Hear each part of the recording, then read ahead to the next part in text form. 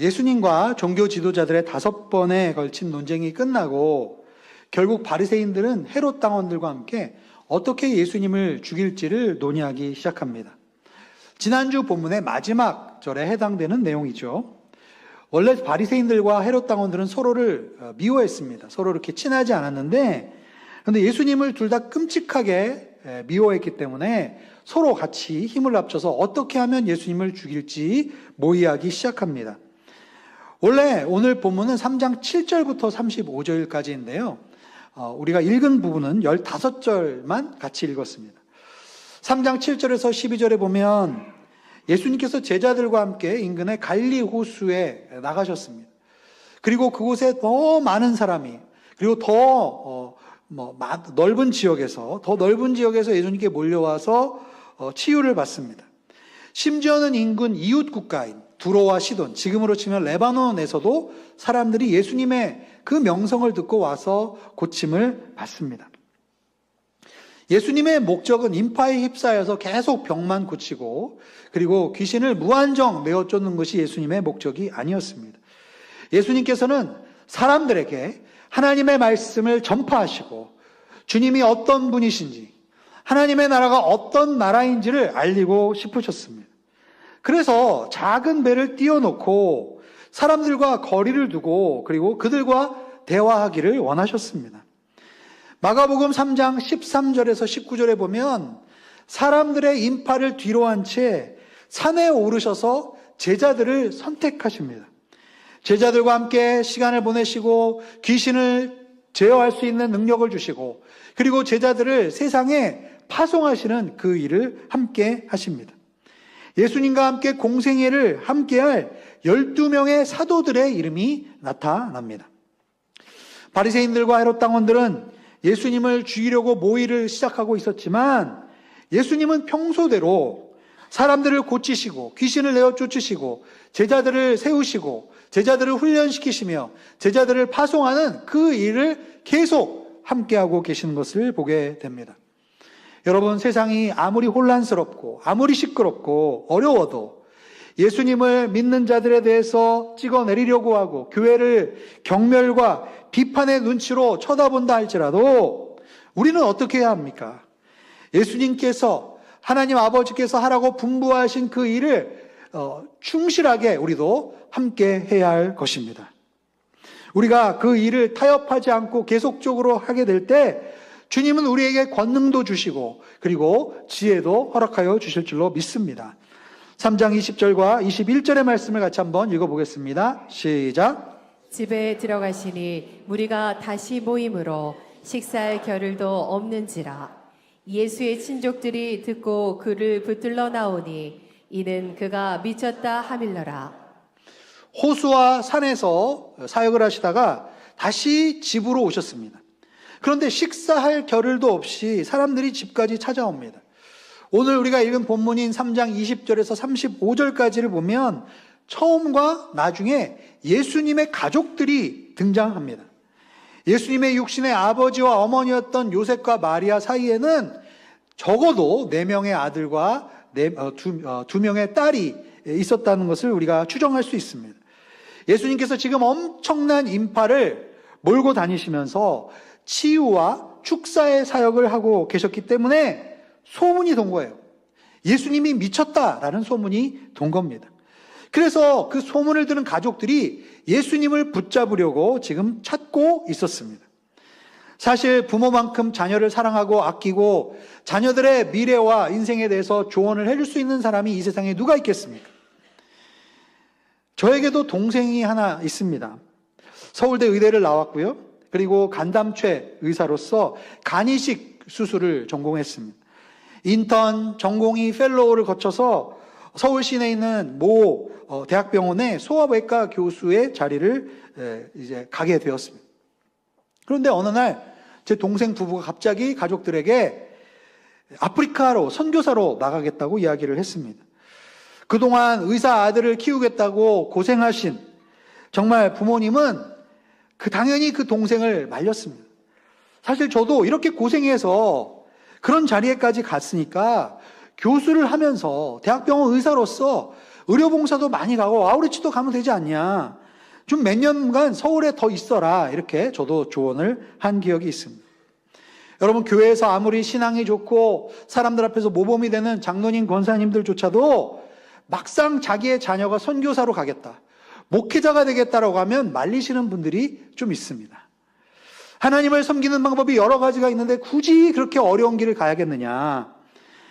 내가 너를 잘 아는데 너는 거기에 어울리지 않아. 그곳은 너와 안 맞아. 꼭 거기에 가야겠니? 라고 이야기하며 설득하시는 그러한 경우들을 종종 보게 됩니다. 여러분, 아무리 예수님의 탄생이 특별했고 그리고 예수님의 성장 과정이 비범했던 그것을 본 가족들조차도 그 예수님의 육신의 가족들은 진정 예수님의 부르심이 무엇이었는지, 예수님이 진짜 어떤 분이셨는지를 모르셨습니다. 그래서 예수님께서 한참 하나님 나라의 새로운 신랑으로 구원의 잔치, 영혼 구원의 잔치를 벌이고 있는 그 현장에서 와서 예수님을 끌고 내려가려고 하는 그러한 모습을 보게 됩니다. 성도 여러분, 혹시 자녀를 내가 가장 잘 알고 있고 이 세상에서 그 누구보다도 그 자녀를 사랑한다라고 여기는 부모인 여러분께서 때론 하나님의 뜻에 따라서 자녀들이 살아가는 데 있어서 가장 방해가 되는, 가장 큰 방해가 될 수 있다는 것을 한번 생각해 보신 적이 있으십니까? 자녀의 미래와 진료에 대해서 하나님이 원하시는 길이 아니라 나의 집착과 욕심을 버리지 못하여서 계속 자녀를 어떤 틀에 가두고 그러한 관점으로 자녀를 바라보고 있지 않은지 한번 돌이켜 보기를 원합니다. 22절 말씀을 같이 한번 읽어보겠습니다. 시작. 예루살렘에서 내려온 서기관들은 그가 바알세불이 집혔다 하며 또 귀신의 왕을 힘입어 귀신을 쫓아낸다 하니. 예수님과 바리새인들과 서기관들의 논쟁의 수위가 점점 높아지는 것을 볼 수가 있습니다. 이제는 예루살렘에서도 서기관들이 내려왔습니다. 예루살렘에서 사람을 보냈다는 것은 이미 최고 종교 지도자들 사이에서도 이미 예수님의 소식과 평판이 그들에게 들렸다는 것이죠. 예수님의 영향력과 대중적인 인지도가 예루살렘에 있는 최고 종교 지도자들에게 위협이 되는 그러한 수준까지 갔다는 것을 알 수가 있습니다. 이제 그들의 공식적인 견해가 무엇이었습니까? 예수님이 귀신에 들렸는데 제일 센 귀신에 들렸다라는 겁니다. 그래서 바알세불, 즉 귀신의 왕을 힘입어서 다른 귀신들을 내어 쫓는다라는 기괴한 해석이 나온 겁니다. 그냥 한편으로만 들어보면 그럴싸한 말 같기도 합니다. 왜 그들은 그렇게밖에 생각할 수 없었습니까? 자신들의 종교적인 위치가 절대적이라는 그런 믿음이 있었기 때문이죠. 그들은 말씀을 알고 가르치는 사람들이었습니다. 그들은 예배를, 제사를 섬기는 사람들이었습니다. 그들의 말과 그들의 영향력이 이스라엘 안에서 굉장히 큰 그러한 비중을 차지하고 있었습니다. 그들이 지도하는 대로 금식을 해야 하고 또 그들이 가르치는 대로 안식일을 지켜야 되는데, 한마디로 하나님 다음에 위치한 그들, 그래서 하나님의 입장에서 모든 것을 판단하고 결정할 수 있는 것이 바로 그들이라는 그러한 확고한 믿음이 그 종교 지도자들에게 있었던 것입니다. 그렇기 때문에 예수라는 일개 사람이 일으키고 있는 기적은 도무지 그들의 생각과 그 과정에서는 이해할 수 없는 것이었습니다. 자기들만이 하나님의 편입니다. 자신들로부터 나오지 않은 사람은 하나님의 편이 아닌 것이죠.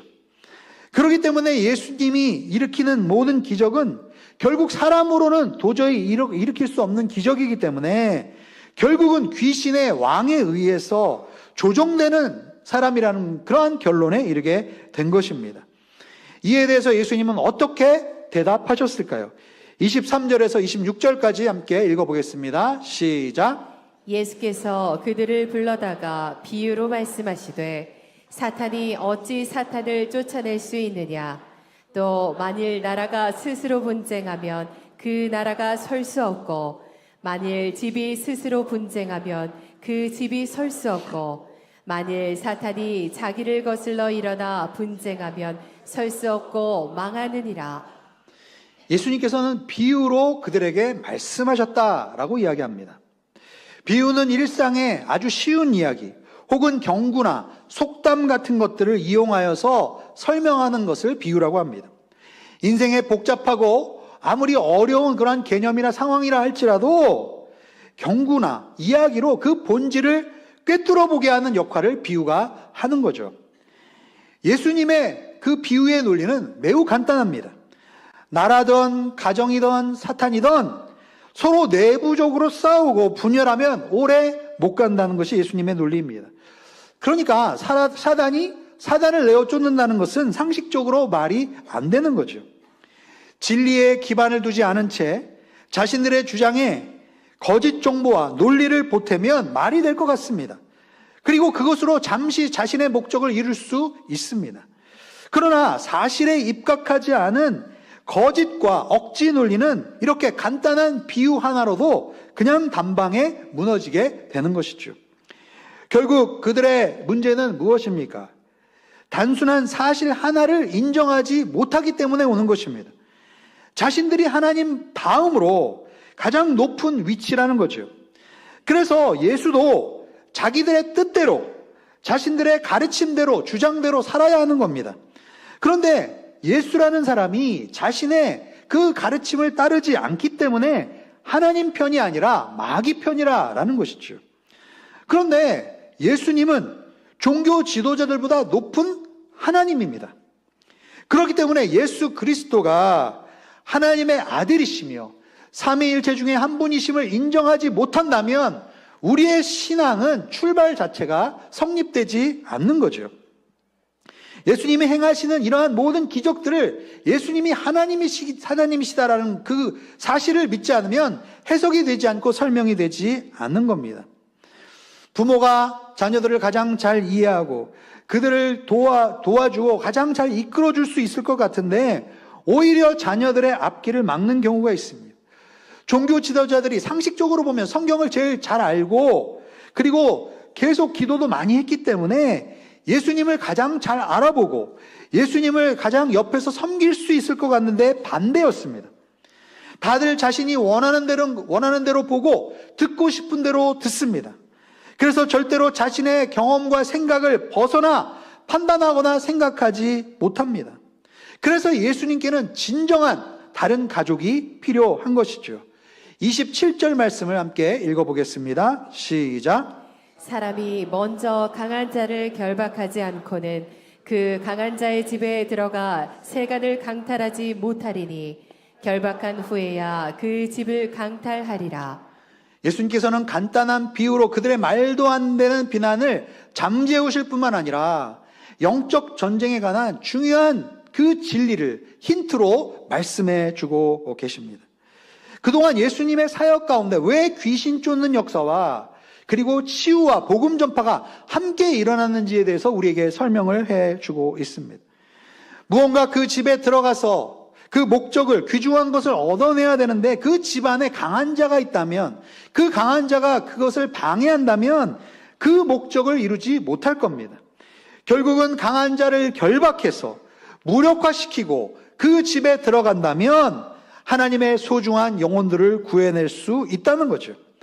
비슷한 내용을 다루고 있는 마태복음 12장에서는 추가적으로 한 구절이 더 등장하는 것을 보게 됩니다. 마태복음 12장 28절의 말씀을 같이 한번 읽어보겠습니다. 시작. 그러나 내가 하나님의 성령을 힘입어 귀신을 쫓아내는 것이면 하나님의 나라가 이미 너희에게 임하였느니라. 이 땅의 어둠의 세력들은 죄와 사망 권세를 통해서 우리를 붙잡고 있습니다. 성령의 역사를 통해서 귀신을 쫓아낼 때 하나님의 나라가 임합니다.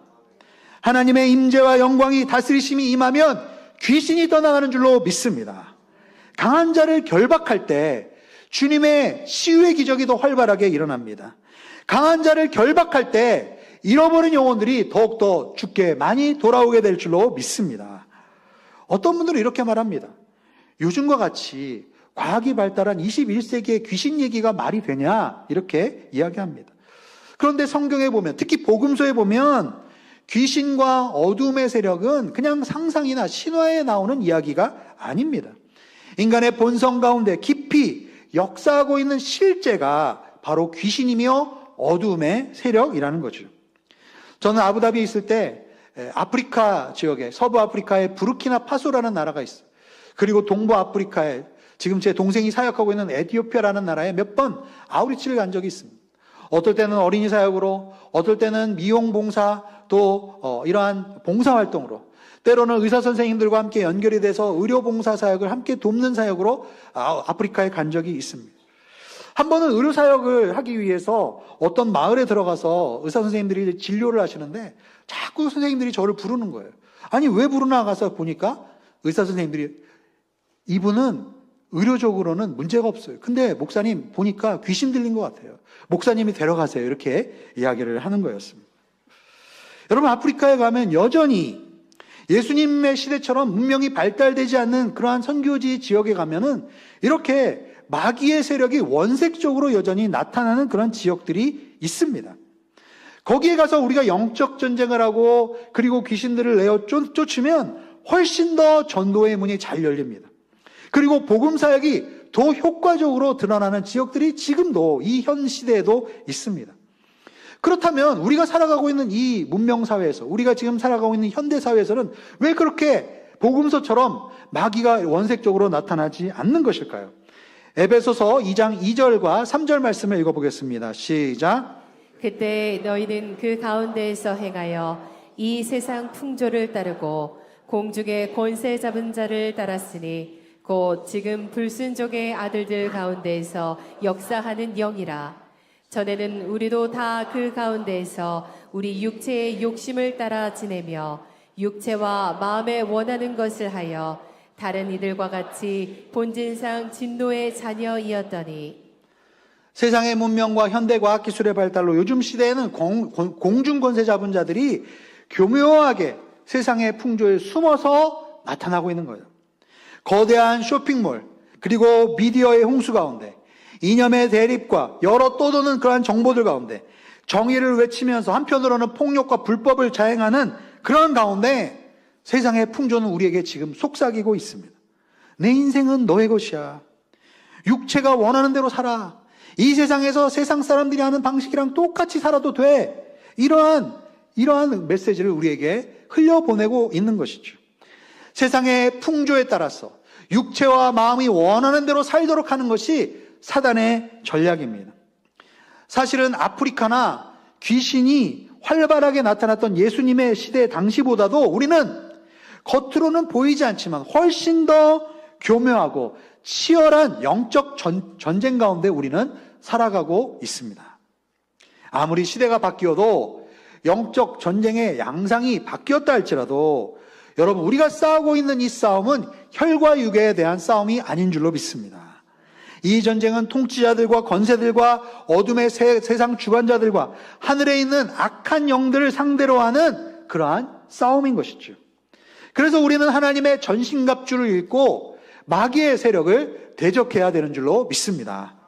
28절과 29절 말씀을 같이 읽어보겠습니다. 시작. 내가 진실로 너희에게 이르노니 사람의 모든 죄와 모든 모독하는 일은 사하심을 얻되 누구든지 성령을 모독하는 자는 영원히 사하심을 얻지 못하고 영원한 죄가 되느니라 하시니.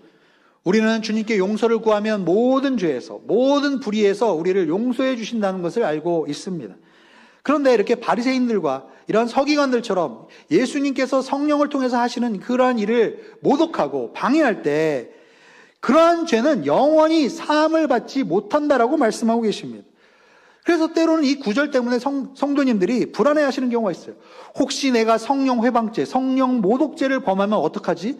내 죄가 용서받지 못하면 어떡하지? 이러한 궁금증이 있는 분들이 계십니다. 여러분, 왜 성령 모독죄는 용서받지 못할까요? 성령으로 거듭나지 못하게 하기 때문입니다. 즉 성령님이 아니고서는 우리가 죄인임을 깨닫고 우리의 죄를 위해서 십자가를 지시고 모든 죄를 용서하신 그 예수님을 알지 못하는 거예요. 성령님이 아니고서는 우리가 그분께로 인도함을 받을 수가 없기 때문입니다. 그래서 성령을 모독한다는 것은 예수님께 나아갈 수 있는 길을 부인하고 예수님을 거부한다는 그러한 말입니다. 그렇기 때문에 죄의 용서를 받을 수 있는 가능성이 없는 것이죠. 여러분, 이러한 주님의 역사는 우리의 인생 가운데 나와 가장 친하고 나를 낳아주고 길러준 부모님조차도, 가족들도 할 수 없는 일입니다. 우리의 부모께서는 나를 가장 사랑하시고 나를 가장 위해서 제일 희생을 많이 하신 분이라고 알고 있습니다. 그러나 나의 가장 뿌리 깊은 죄의 문제를 해결하시기 위해서 피와 물과 모든 것을 쏟아부어 주신 분이 바로 예수 그리스도이십니다. 나를 가장 깊게 아시고 나를 위해서 지금도 중보하고 계시는 분이 바로 성령님이십니다. 하나님의 진정한 가족은 바로 여기에서 시작되는 줄로 믿습니다. 마가복음 3장 31절 32절을 같이 읽어보겠습니다. 시작. 그때 예수의 어머니와 동생들이 와서 밖에 서서 사람을 보내어 예수를 부르니 무리가 예수를 둘러앉았다가 여짜오되 보소서 당신의 어머니와 동생들과 누이들이 밖에서 찬나이다. 오늘 이야기의 말미에 다시 예수님의 육신의 가족들이 등장하게 됩니다. 예수님이 미쳤다는 소문을 듣고 예수님을 잡으러 왔었죠. 그런데 예수님이 지금 머무르는 집에 사람들이 너무 많아서 밖에서 들어가지 못하고 논쟁이 진행 중이었습니다. 그러던 중 예수님을 알아본 사람들이 그 안에 있는 사람들에게 외치기 시작합니다. 당신의 어머니와 당신의 동생들과 당신의 누이들이 밖에서 찾고 있습니다. 라고 외칩니다. 33절에서 35절의 말씀을 읽어보겠습니다. 시작. 대답하시되 누가 내 어머니이며 동생들이냐 하시고 둘러앉은 자들을 보시며 이르시되 내 어머니와 내 동생들을 보라. 누구든지 하나님의 뜻대로 행하는 자가 내 형제요 자매요 어머니이니라. 예수님의 대답은 참 뜻밖이죠. 그리고 인간적으로는 매우 매정해 보입니다. 그런데 본문에서 예수님의 육신의 가족들이 있다라는 걸 알려준 사람도 예수님의 무리의 바깥에 있었던 사람들입니다. 그런데 예수님께서 진짜 내 어머니요, 진짜 나의 형제라고 얘기한 사람은 어디에 있었습니까? 바로 예수님 주변 안에 그 주변의 원을 그리고 예수님과 가까이 있었던 사람들입니다. 성경에 보면 이거보다 더 심한 말을 예수님이 하는 걸 보게 됩니다. 누가복음 14장 26절과 27절을 읽어보겠습니다. 시작. 무릇 내게 오는 자가 자기 부모와 처자와 형제와 자매와 더욱이 자기 목숨까지 미워하지 아니하면 능히 내 제자가 되지 못하고 누구든지 자기 십자가를 지고 나를 따르지 않는 자도 능히 내 제자가 되지 못하리라. 예수님의 제자가 되려면 십자가를 지고 예수님을 따라야 합니다. 그러한 삶을 살려면 부모도 처자도 형제자매도 미워해야 되고 심지어는 자신의 목숨까지도 미워해야 된다라고 이야기합니다. 미워한다는 말은 원래 원어적으로 보면 덜 사랑한다라는 그러한 뜻입니다. 즉 하나님보다 더 사랑하는 대상이 생기게 되면 그것이 우리에게 우상이 됩니다. 우상은 계속 우리의 마음을 빼앗고 그 우상에게 마음을 집중하고 그것에 집착하게 만듭니다. 나중에는 나의 배우자가, 나의 자식이, 나의 친인척들이, 그리고 나의 목숨, 나의 안위가 나의 발목을 잡고 넘어지는 아킬레스건이 될 수가 있습니다. 원수들이 흔들기 쉬운 우리의 약점이 될 수가 있는 것이지요. 그래서 예수님은 우리가 이러한 것들로부터 자유해져야 온전히 십자가를 따르는 제자가 될 수 있다라고 말씀하시는 거예요. 예전에 어떤 상담가가 한 부부와 상담을 한 적이 있다고 합니다. 아들이 25살이 되었는데 부모가 보기에는 이 아들이 온전히 지금 생활을 한 적이 한 번도 없다는 거예요. 최근에는 마약에 빠져서 학교 생활에 적응도 못하고 그리고 직장도 한 번도 제대로 구해본 적이 없는 문제를 일으키는 그러한 아들이었습니다. 부모는 아들을 무척 사랑했어요. 아들을 변화시키기 위해서 백방의 노력을 기울였습니다. 그가 학교를 다닐 때 사회생활과 학업을 집중할 수 있도록 아들에게 돈을 풍족히 줬습니다. 아들이 학교에서 퇴학을 당했는데 다니기에 더 좋을 것 같처럼 보이는 그런 학교를 또 소개해 줬습니다. 그렇게 아들에 대해서 끔찍히 베풀고 도와주고 모든 노력을 기울였는데 이 아들은 자기에게 문제가 없다고 하는 거예요. 그리고 삶의 책임을 회피하고 마약에 손을 대고 미심적인 친구들과 함께 어울려 다니는 그러한 아들의 모습이 있었습니다. 그 이 부모의 이야기를 한참 들은 상담가가 이렇게 답을 했다고 합니다. 아들의 말이 맞네요. 아들에게는 문제가 전혀 없습니다. 라고 얘기했다는 거예요. 그러니까 그 상담을 하던 부모가 깜짝 놀랐다는 거예요. 아니, 아들이 문제가 없다는 게 무슨 말이냐? 라고 이야기를 했습니다. 그 아들에게는 문제가 없습니다. 그 아이는 자신이 그냥 원하는 대로 살아가는 거예요.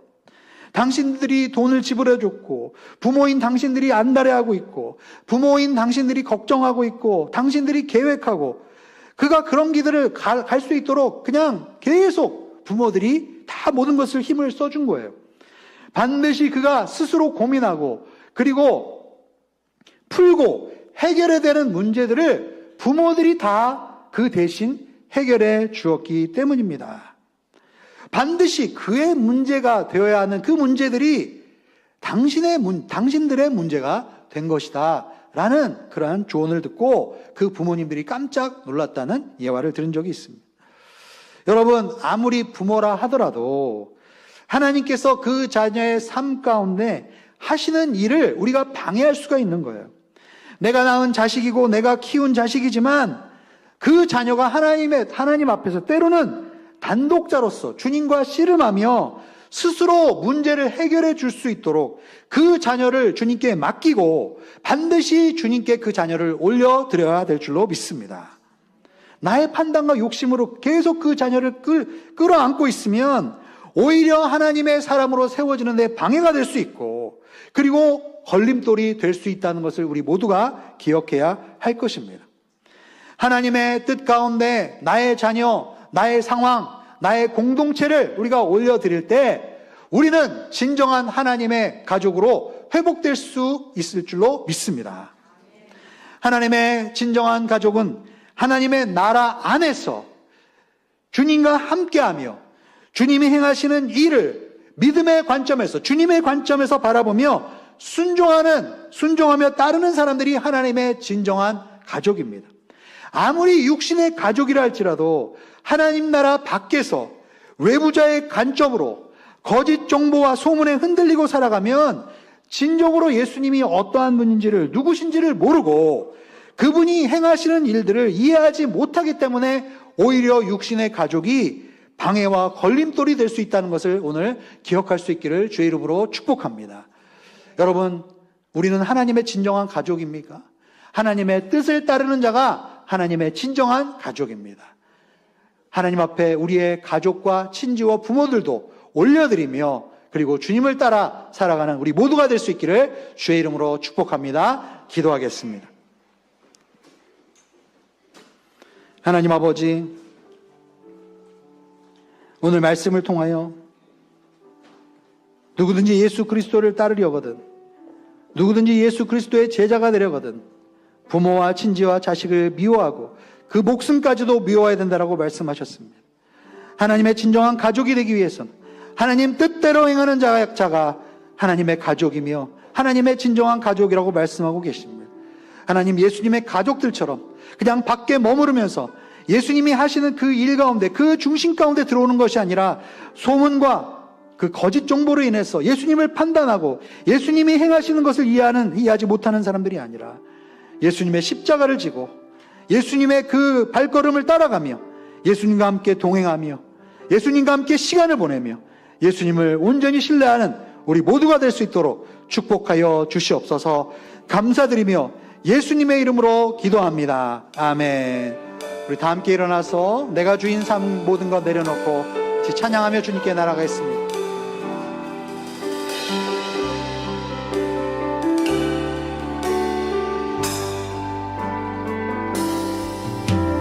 주인 삼은 모든 것 내려놓고 내 주 대신 주 앞에 나가 내가 사랑했던 모든 것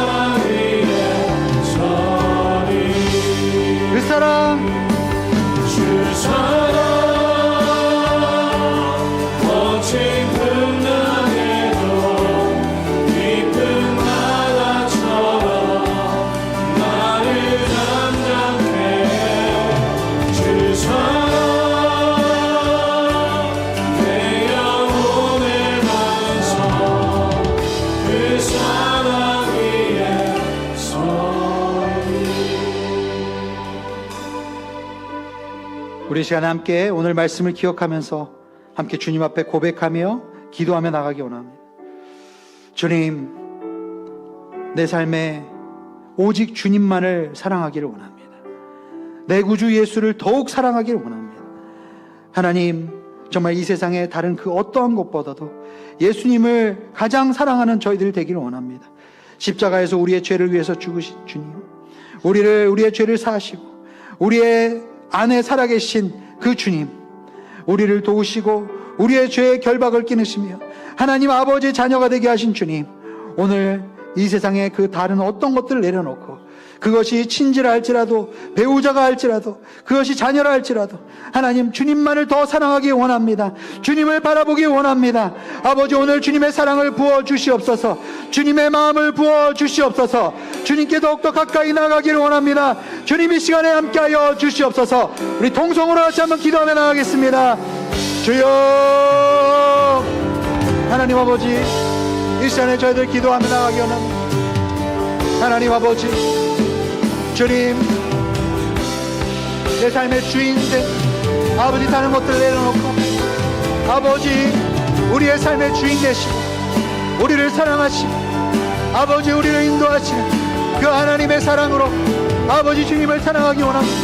나는 하나님을 버리고 때로는 내 마음이 하나님 내 마음대로 변화될 수 있지, 주님은 여전히 아버지 이 세상에 우리를 가장 사랑하시고 우리를 하나님 아버지 눈동자같이 붙들어 주시고 아버지 우리의 삶을 인도하시는 주님이신 줄로 믿습니다.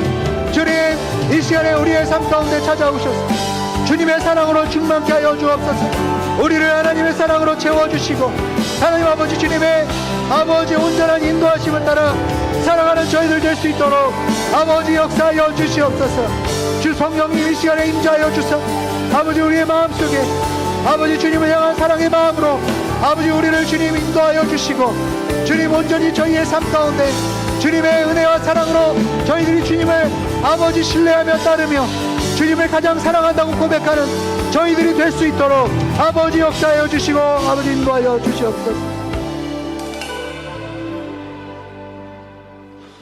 우리 시간 한번 더 같이 기도하기를 원합니다. 하나님, 우리 가정을 주님께 올려드리기 원합니다. 하나님, 하나님의 뜻대로 행하여 주님의 가족이라고 말씀하십니다. 하나님, 우리 가정이 하나님의 진정한 가족이 되게 하여 주시옵소서. 하나님, 우리 드림교회 공동체가 진정한 하나님의 가족이 되게 하여 주옵소서.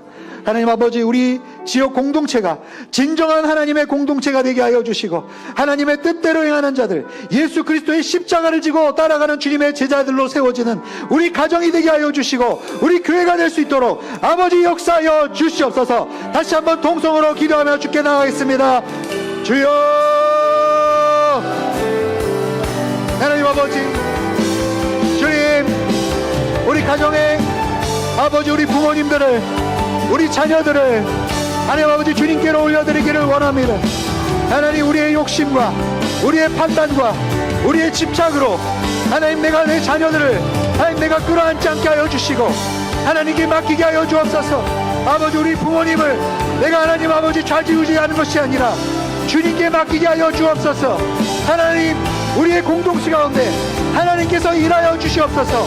하나님, 공동체에 있는 각각의 성도님들이 하나님을 인격적으로 만나고 하나님을 단독자로 만나고 하나님 일하실 수 있는 여지를 아버지 우리가 내어드릴 수 있게 하여 주셔서 하나님 아버지 하나님의 진정한 가족으로 하나님 세워질 수 있도록 역사하여 주시고 하나님 아버지 정말 우리 드립 공동체가 드립교회가 하나님 진정한 하나님의 가족으로 하나님 아버지 하나님이 기뻐하시는 하나님의 가족으로 저희들이 하나님 나라 안에서 하나님의 진리 안에서 하나님의 성령의 임재 안에서 주님을 따라가는 저희들이 될 수 있도록 아버지 축복하여 주시고 하나님 저희들의 삶을 아버지 하나님의 뜻 가운데로 십자가의 길로 우리를 인도하시며 하나님의 그 사랑 가운데 하나님 모든 억압의 사슬들 아버지 모든 묶임의 사슬들 아버지 모든 하나님 아버지 하나님 주님이 아닌 것들로 인하여 하나님 붙잡고 있는 모든 것들을 주님 내려놓을 수 있도록 주여 역사하여 주옵소서.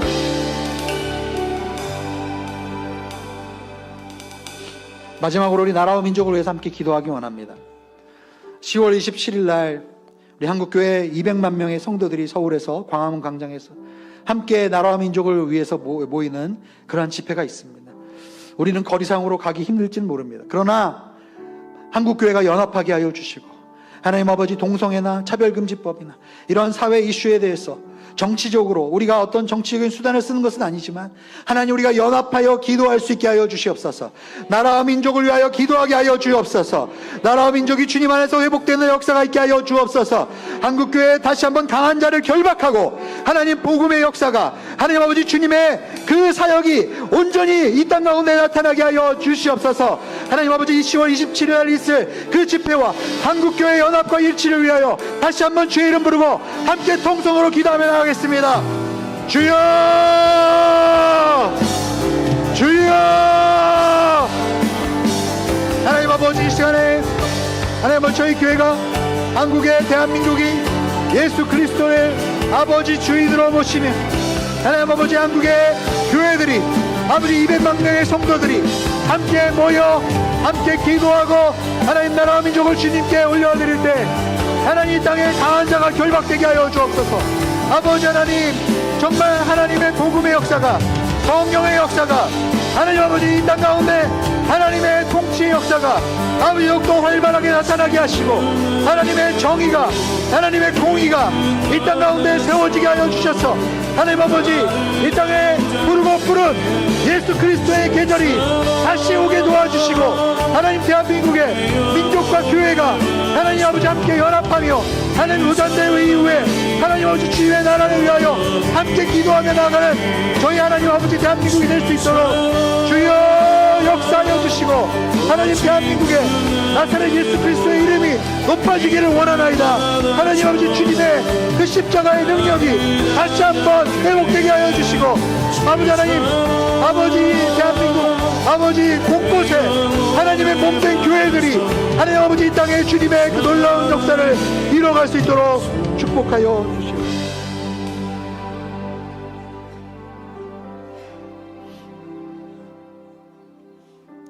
주님,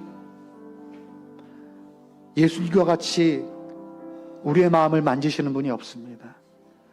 예수님과 같은 분은 이 세상에 없으십니다. 우리가 아무리 죄를 짓고 아무리 우리가 내면의 어두움 가운데 있을지라도 예수님처럼 우리의 근본적인 문제를 해결해 주실 수 있는 분이 없습니다. 예수님이 십자가의 그 고난의 길을 그 이 세상에 나의 부모라도 나의 배우자라도 그 십자가에서 나의 죽음 나를 위해서 가시밭길을 걸어가시고 피 흘리신 분이 없습니다. 아버지 우리의 정체성 우리의 삶의 목적 우리의 삶의 오직 이유는 예수 그리스도임을 믿습니다. 아버지 우리가 예수 그리스도를 따라가는 제자들이 되게 하여 주시고 하나님 아버지 진정한 하나님의 가족으로 하나님 우리 가정이 아버지 우리 공동체가 하나님 아버지 우리 제주 땅이 하나님 아버지 한국교회가 주님 앞에 올바로 설 수 있도록 주님 축복하여 주시고 함께하여 주옵소서. 오늘 하나님의 은혜에 감사하여서 저희의 물질을 드립니다. 이 물질이 쓰이는 곳마다 하나님의 나라가 확장되게 하여 주시고 생명 살리는 일에 쓰임받도록 주님 축복하여 주옵소서. 이제는 우리 주 예수 그리스도의 은혜와 하나님 아버지의 크신 사랑과 성령의 교통하심이 오늘 예배하는 모든 이들 가운데 드림교회와 JATC 가운데 열방에 사역하시는 우리 선교사님들 가운데 지금도 고통과 아픔 가운데 있는 전쟁 가운데 신음하고 있는 여러 나라들 가운데 지금으로부터 영원토록 함께하옵시기를 간절히 축원하옵나이다. 아멘.